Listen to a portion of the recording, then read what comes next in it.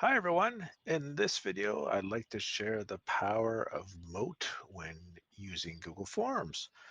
So there's two ways really that you can benefit from using Mote within Google Forms. And the first one here is on the creation side. So I have a form here with a few questions. I'd like to thank the math team as I copied this question from the teaching and learning site. So let's say I'd like to use Mote to sort of provide some verbal instructions for this, a great way to support UDL instead of just having the text-based question.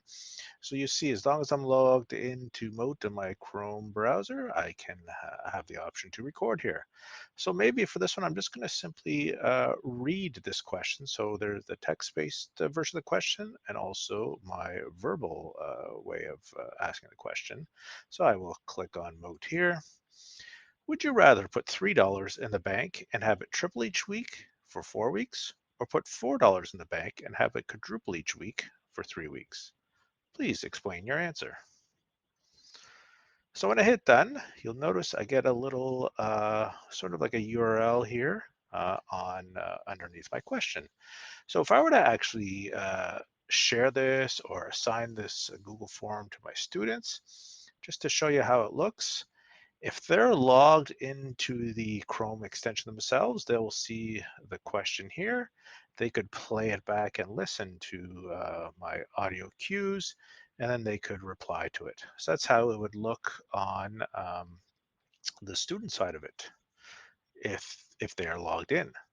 Now, if they're not logged in, it will look a little bit different, but they can still benefit from the same moat that I created. So you see they do have the question, and now instead of it being a card sort of embedded right in the question, they can click and just play it, and it'll pop open to a new window, and they could play the question that way, and then they would have to just come back to the form to respond. So just a little bit different if they're not signed in. But where things can really support the student is in their response. So as you see, I have the question here. It's listed as a answer they can type in, but if they're logged into the browser with Mote, they could click and record an answer to this question. So even sometimes maybe they might even type in an answer, and sometimes just they might want to sort of clarify that or add a little bit more context to their answer, so they can record as well. So as long as they're signed in, they can click on the record button, or sorry, the Mote button.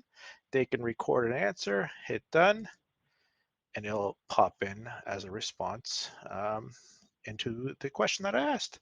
So kind of two great ways that you can use Mote, one in terms of asking questions and one as a way to reply to questions in a Google form.